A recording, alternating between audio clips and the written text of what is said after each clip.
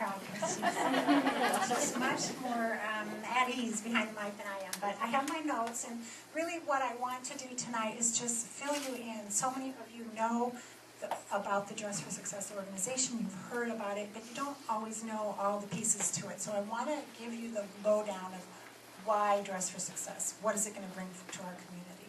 Then secondly, I want to talk a little bit about why I think now is such an important time for us to have this happen here. And then lastly, a little bit about me and what I'm going to bring and the team's going to bring to this initiative. Okay?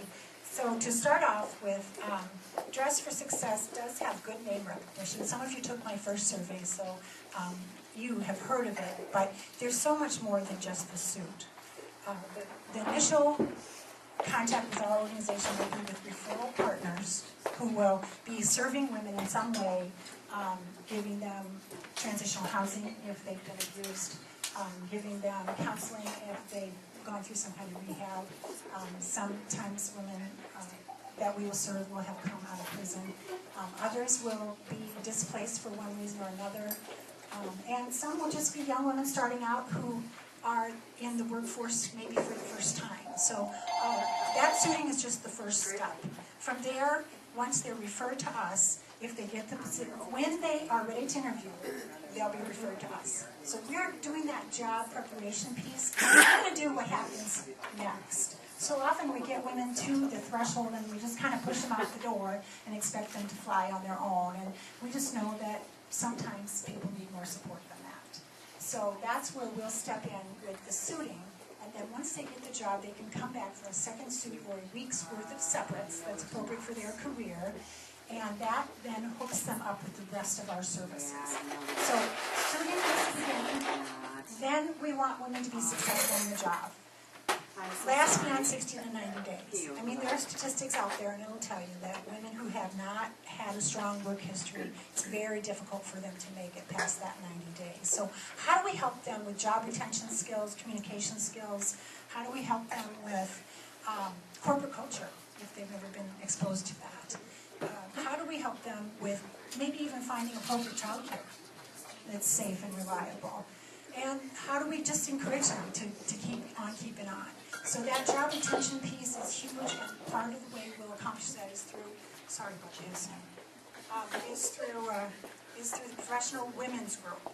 Now that's an organization that within about a year of us opening our doors, we will have monthly professional development for the women. Then we'll be calling on people from the community that have expertise in image, in communication, in finance. Often financial literacy is a huge piece for women coming out of poverty. So that professional development will be ongoing and monthly. Then the third piece of what Dress for Success is going to provide is how do we help a woman change a job into a career? She needs ongoing career growth and development support. And so we will eventually have a career center where she can come back if she wants to grow in her role, or perhaps she's been displaced or downsized, and we know a lot of that does happen. So that will give her a supportive environment where she can hopefully start again. And eventually, we'd like to have a range of services associated with that career center, including a scholarship program. Other Dress for Successes do it, and I want to do it here too. So that's, in a nutshell, the three important pieces of Dress for Success. And we've found in our outreach to the community that no other organization is really doing all of these pieces. Some are doing some kinds of clothing ministries, and I know I've talked to a few of them. Is anyone here from a clothing ministry of some kind? Yes? Yeah.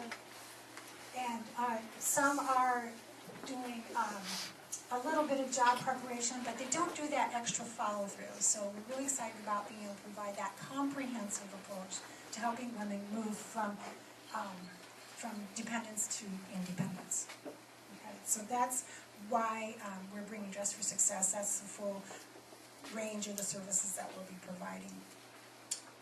I think the mission resonates with people for a lot of reasons. It makes sense, and it does fill a void in the community. Most people can say, yeah, having a job is an important part of being a successful person. You learn so much in your job about yourself and what your abilities are and what your limitations are. So it's just a great experiential framework for personal growth and development. So I think that resonates with a lot of people, no matter what your political persuasion. Working is a good thing for lots of reasons. So I think the mission speaks to people for lots of reasons. I also wanted to mention that, again, we're a very targeted approach, so our main outreach is going to be through these referral partners. And it doesn't just have to be Scott Community College or Vera French or Family Resources. There may be other organizations, smaller organizations, churches or whatever, that are providing that kind of frontline help with people who are coming out of poverty. And we want to be able to hook up with them too. So that kind of connection out in the community is really valuable, that we can all help spread the word.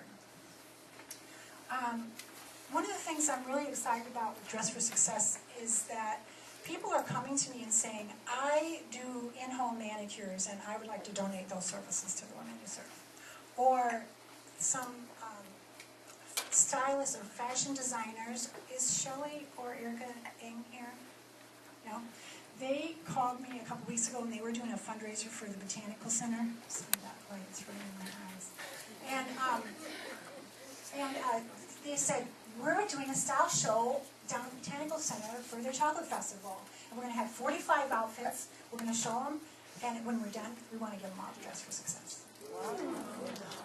Yeah, awesome. And the really cool thing about that, I mean, you know, unsolicited people are coming to us. The really cool thing about that was, she said, these, at the very end of our presentation, we're going to tell people that these are outfits that anybody could pick up at local resale shops, because that's what we did. We went out to all the clothing resale shops, fixed them up, spruced them up, made them look great, styled them down the runway, 45 outfits for $290. Wow. Except for tights and stuff they bought extra.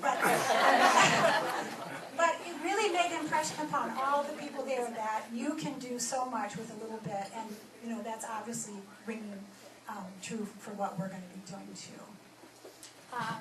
Also, another creative alliance that we're finding is that was offered to us is a woman out of Muscatine wants to start a program, or has started a program called Women with Drive. And that organization is going to provide a vehicle for women coming out of poverty. It's going to be on a 2-year sort of a loan, and they are going to, she's going to work with them every step along the way. At the end of the time, they can purchase the vehicle, but she wants more than just to give them the vehicle. She wants them to learn how to maintain a car, and she's working with local oil change places and whatever, so that all the maintenance is free. They just have to do it. But they have to do it. And they have to work with her on ongoing life skills and financial literacy. It's similar to what we're going to be doing. But she said, wouldn't it be great if we partnered together? You're providing the suits, helping them get out, you know, with confidence and ready for that job, and I'm going to help them with a car. So those kinds of alliances are starting to happen, and that's what I find really great about this organization, is that people see that this is such a powerful thing, and they are finding ways to complement what they're doing as well. Because there's a lot of work out there, isn't there, for helping people move out of poverty. And I think it's going to be, really positive. We hope also that our presence in the community will do more to help stimulate maybe that almost a case management place to the career development piece. So, for example, we may be saying, here's our job board, and you know, pick out a job and go apply for it. But wouldn't it be nice if they were doing a little bit more, saying, I think you'd be great for this, this, and this. Let me help you with that interview, with that resume, and when you get that interview, guess what? I'm going to refer you to Dress for Success.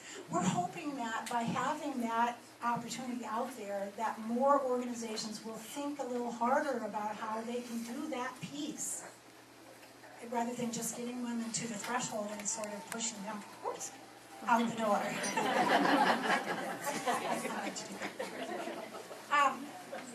And I think of it